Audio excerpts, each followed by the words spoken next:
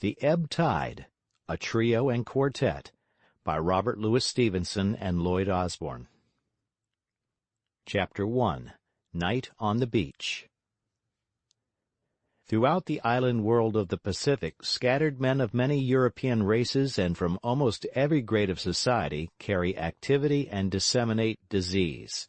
Some prosper, some vegetate. Some have mounted the steps of thrones and owned islands and navies. Others, again, must marry for a livelihood.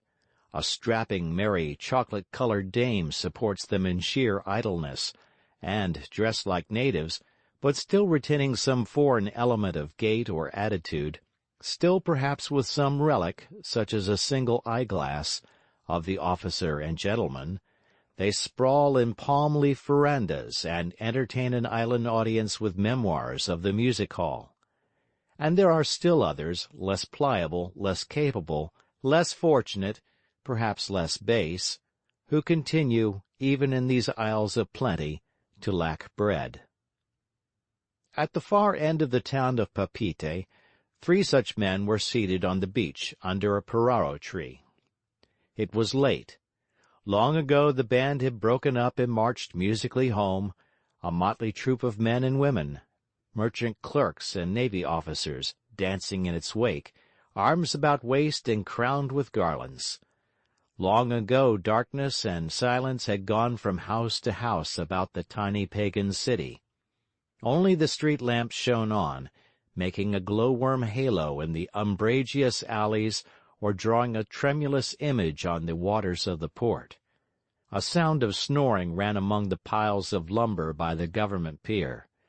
It was wafted ashore from the graceful clipper-bottomed schooners, where they lay moored close in like dinghies, and their crews were stretched upon the deck under the open sky or huddled in a rude tent amidst the disorder of merchandise.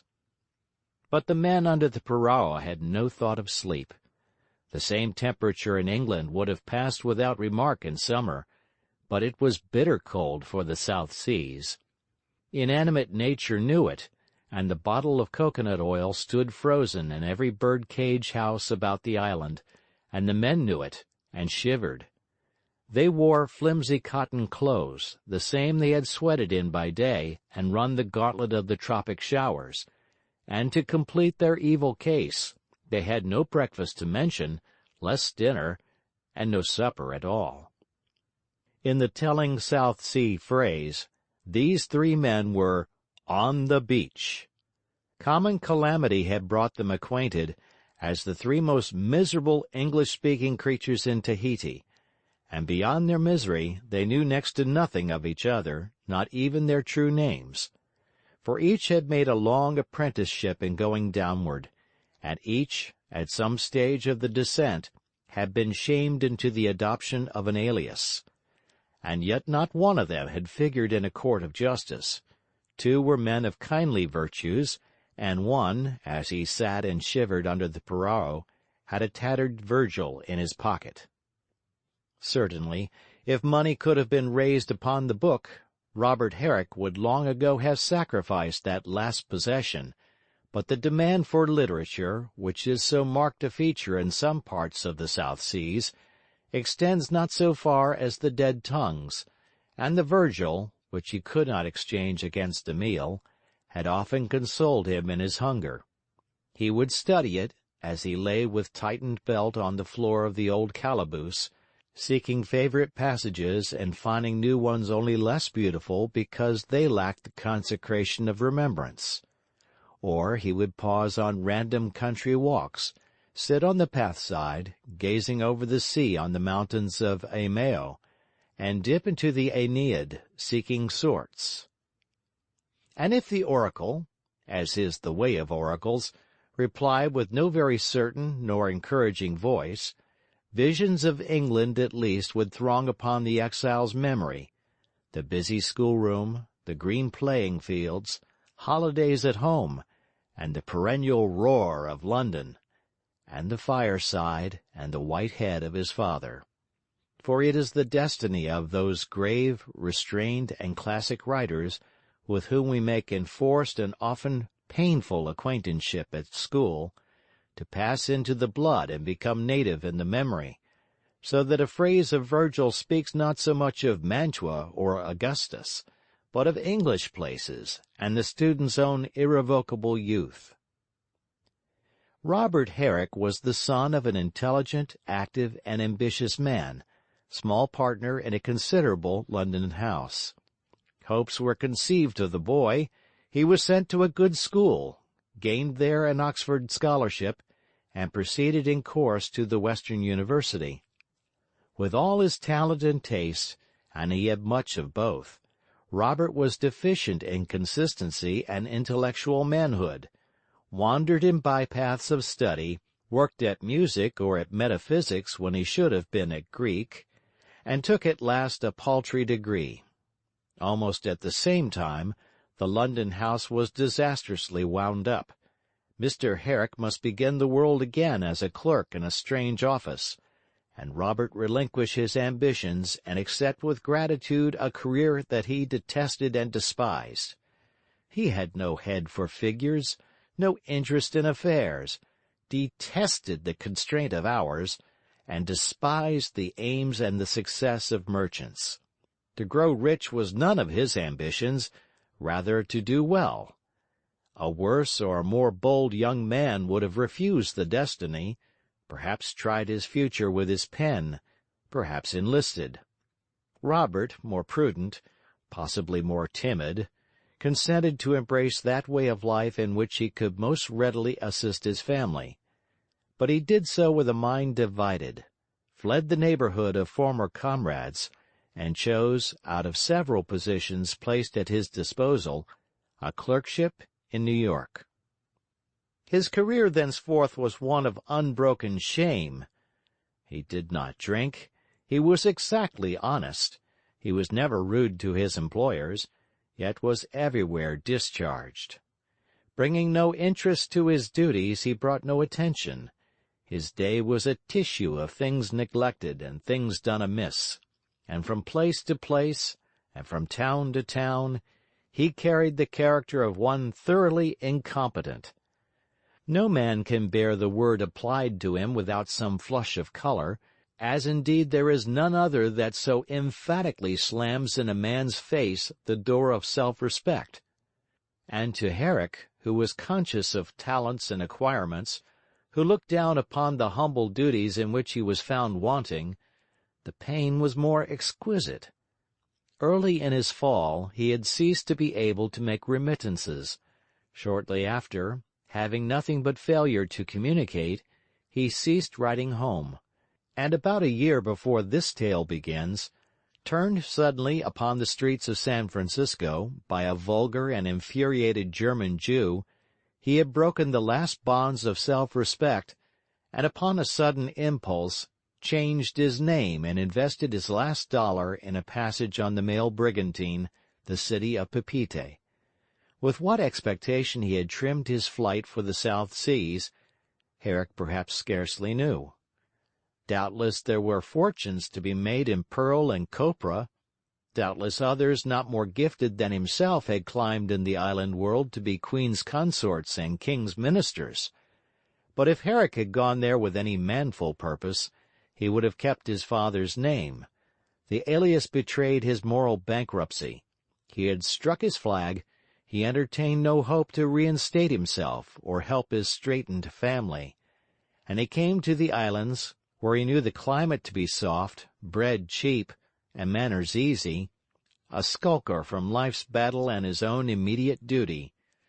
Failure, he had said, was his portion. Let it be a pleasant failure. It is fortunately not enough to say, "I will be base." Herrick continued in the islands his career of failure, but in the new scene and under the new name, he suffered no less sharply than before. A place was got. It was lost in the old style. From the long suffering of the keepers of restaurants he fell to more open charity upon the wayside. As time went on, good nature became weary, and after a repulse or two, Herrick became shy. There were women enough who would have supported a far worse and far uglier man. Herrick never met or never knew them. or if he did both, some manlier feeling would revolt, and he preferred starvation. Drenched with rains, broiling by day, shivering by night, a disused and ruinous prison for a bedroom, his diet begged or pilfered out of rubbish heaps, his associates two creatures equally outcast with himself, he had drained for months the cup of penitence. He had known what it was to be resigned, what it was to break forth in a childish fury of rebellion against fate, and what it was to sink into the coma of despair. The time had changed him. He told himself no longer tales of an easy and perhaps agreeable declension. He read his nature otherwise. He had proved himself incapable of rising, and he now learned by experience that he could not stoop to fall. Something that was scarcely pride or strength, that was perhaps only refinement, withheld him from capitulation. But he looked on upon his own misfortune with a growing rage, and sometimes wondered at his patience. It was now the 4th month completed, and still there was no change or sign of change. The moon, racing through a world of flying clouds of every size and shape and density, some black as ink stains, some delicate as lawn, threw the marvel of her southern brightness over the same lovely and detested scene. The island mountains crowned with the perennial island cloud, the embowered city studded with rare lamps, the masts in the harbor, the smooth mirror of the lagoon, and the mole of the barrier reef on which the breakers whitened. The moon shone, too, with bull's-eye sweeps, on his companions, on the stalwart frame of the American who called himself Brown, and was known to be a master mariner in some disgrace, and on the dwarfish person, the pale eyes and toothless smile of a vulgar and bad-hearted Cockney clerk. Here was society for Robert Herrick. The Yankee skipper was a man at least. He had sterling qualities of tenderness and resolution. He was one whose hand you could take without a blush. But there was no redeeming grace about the other, who called himself sometimes Hay, and sometimes Tompkins, and laughed at the discrepancy, who had been employed in every store in Papeete, for the creature was able in his way, who had been discharged from each in turn, for he was wholly vile, who had alienated all his old employers so that they passed him in the street as if he were a dog, and all his old comrades so that they shunned him as they would a creditor. Not long before, a ship from Peru had brought an influenza, and it now raged in the island, and particularly in Papeete. From all around the Pirao arose and fell a dismal sound of men coughing and strangling as they coughed. The sick natives, with the islanders' impatience of a touch of fever, had crawled from their houses to be cool and, squatting on the shore or on the beached canoes, painfully expected the new day. Even as the crowing of cocks goes about the country in the night from farm to farm, accesses of coughing arose and spread, and died in the distance, and sprang up again. Each miserable shiverer caught the suggestion from his neighbor, was torn for some minutes by that cruel ecstasy, and left spent and without voice or courage when it passed. If a man had pity to spend, Papeete Beach, in that cold night and in that infected season, was a place to spend it on. And of all the sufferers, perhaps the least deserving, but surely the most pitiable, was the London clerk. He was used to another life, to houses, beds, nursing, and the dainties of the sick-room. He lay there now, in the cold open, exposed to the gusting of the wind, and with an empty belly. He was besides infirm. The disease shook him to the vitals, and his companions watched his endurance with surprise. A profound commiseration filled them, and contended with and conquered their abhorrence. The disgust attendant on so ugly a sickness magnified this dislike. At the same time, and with more than compensating strength, Shame for a sentiment so inhuman bound them the more straitly to his service. And even the evil they knew of him swelled their solicitude, for the thought of death is always the least supportable when it draws near to the merely sensual and selfish. Sometimes they held him up. Sometimes, with mistaken helpfulness, they beat him between the shoulders, and when the poor wretch lay back ghastly and spent after a paroxysm of coughing, they would sometimes peer into his face, doubtfully exploring it for any mark of life. There is no one but has some virtue. That of the clerk was courage, and he would make haste to reassure them in a pleasantry not always decent. "I'm all right, pals," he gasped once. "This is the thing to strengthen the muscles of the larynx." "Well, you take the cake," cried the captain. "Oh, I'm good plucked enough," pursued the sufferer with a broken utterance. "But it doos seem bloomin' hard to me that I should be the only party down with this form of vice, and the only one to do the funny business. I think one of you other parties might wake up. Tell a fellow something." "The trouble is we've nothing to tell, my son," returned the captain. "I'll tell you, if you like, what I was thinking," said Herrick. "Tell us anything," said the clerk. "I only want to be reminded that I ain't dead." Herrick took up his parable, lying on his face and speaking slowly and scarce above his breath, not like a man who has anything to say, but like one talking against time. "Well, I was thinking this," he began. "I was thinking I lay on Papeete Beach one night, all moon and squalls and fellows coughing, and I was cold and hungry and down in the mouth, and was about 90 years of age, and had spent 220 of them on Papeete Beach. And I was thinking I wished I had a ring to rub, or a fairy godmother, or could raise Beelzebub. And I was trying to remember how you did it.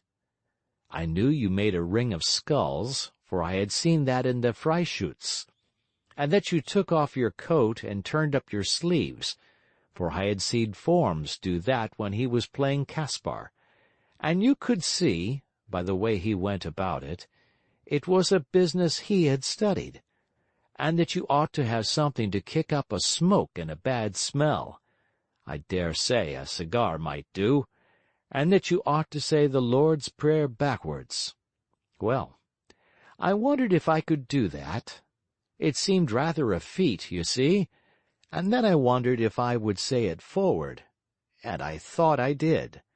Well, no sooner had I got to World Without End than I saw a man in a pariu, and with a mat under his arm, come along the beach from the town.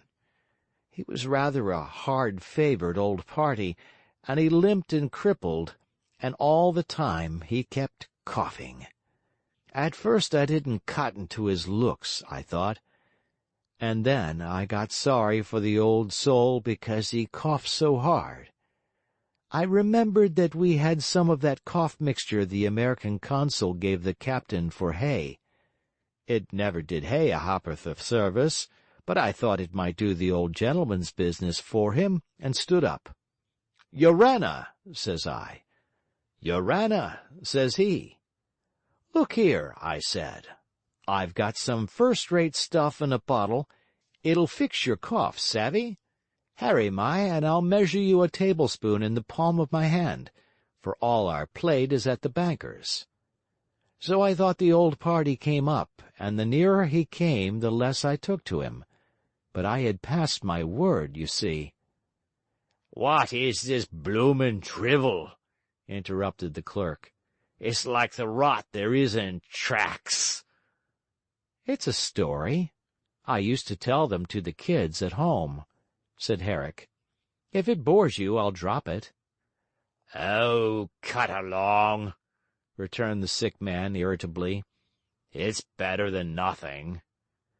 "Well," continued Herrick, I had no sooner given him the cough mixture than he seemed to straighten up and change, and I saw he wasn't a Tahitian after all, but some kind of Arab, and had a long beard on his chin. "One good turn deserves another," says he. "I am a magician out of the Arabian Nights, and this mat that I have under my arm is the original carpet of Mohammed ben somebody or other. Say the word, and you can have a cruise upon the carpet." "You don't mean to say this is the traveling carpet?" I cried. "You bet I do," said he. "You've been to America since last I read the American Nights," said I, a little suspicious.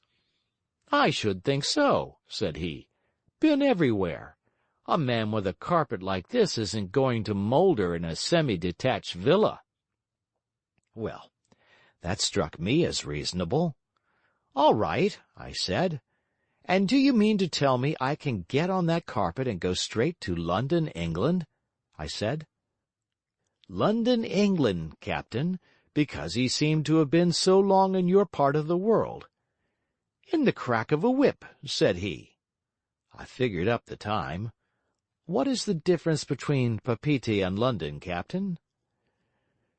"Taking Greenwich and Point Venus, 9 hours, odd minutes and seconds," replied the mariner. "Well, that's about what I made it," resumed Herrick. "About 9 hours. Calling this 3 in the morning, I made out I would drop into London about noon, and the idea tickled me immensely. 'There's only one bother,' I said.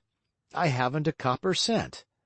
It would be a pity to go to London and not buy the Morning Standard.' 'Oh,' said he, 'you don't realize the conveniences of this carpet. You see this pocket?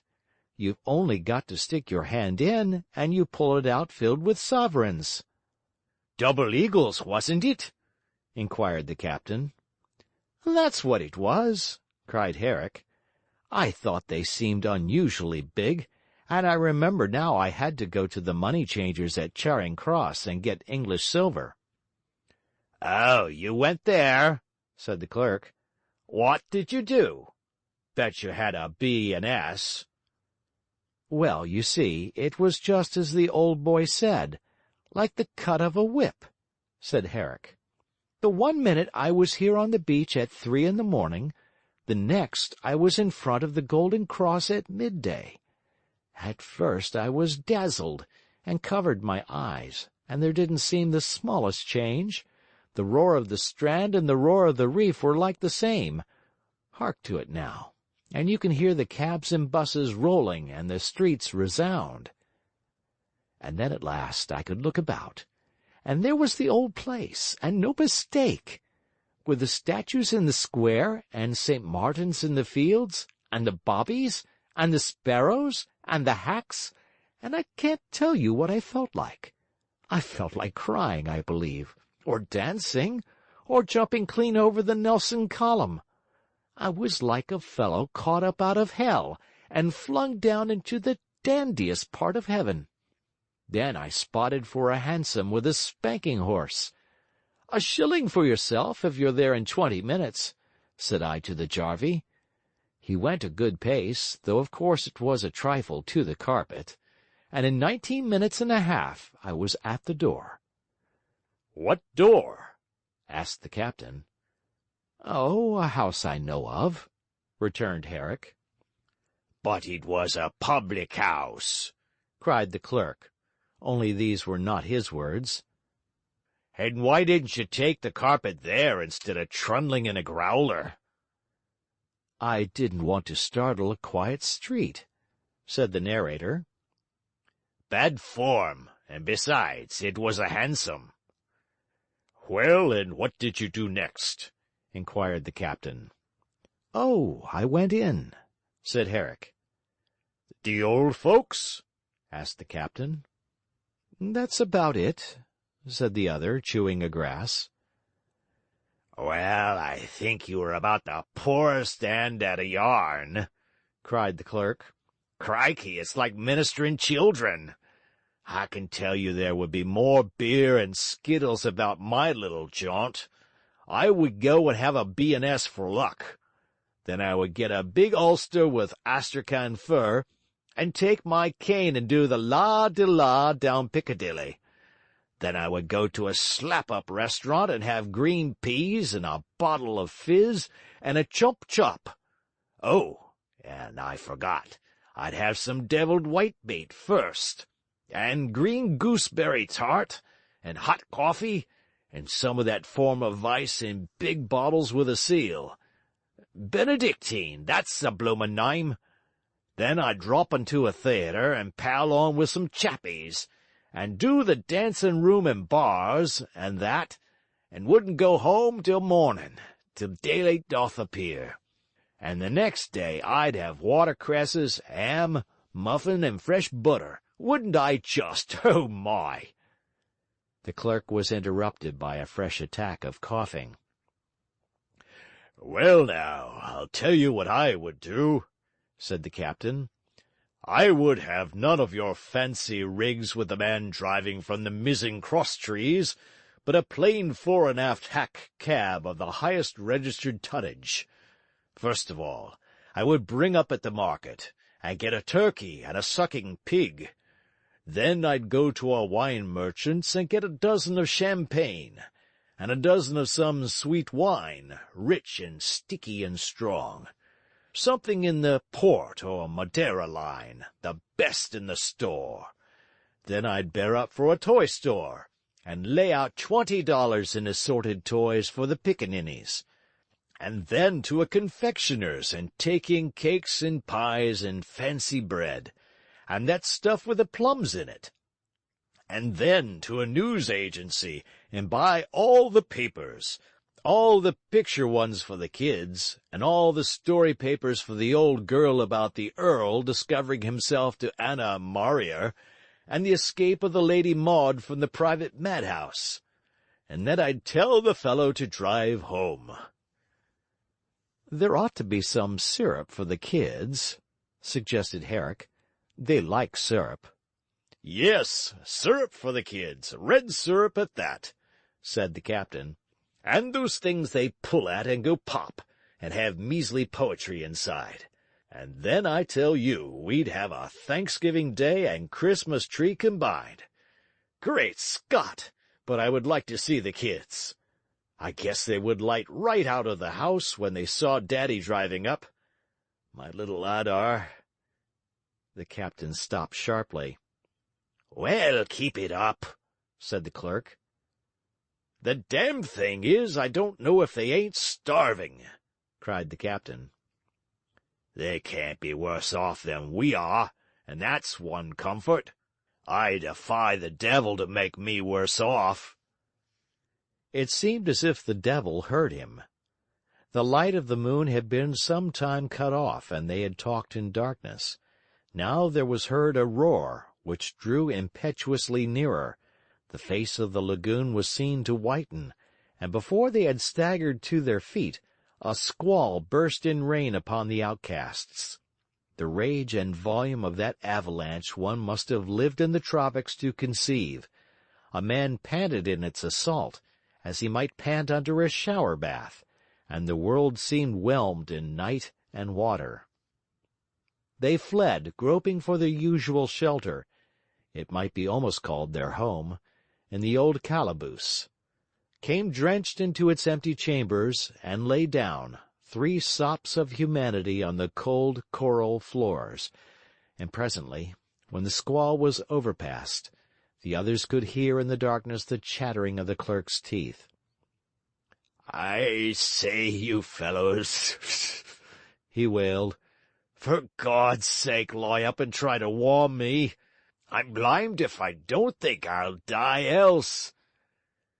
So the 3 crept together into one wet mass, and lay until day came, shivering and dozing off, and continually reawakened to wretchedness by the coughing of the clerk. End of chapter 1.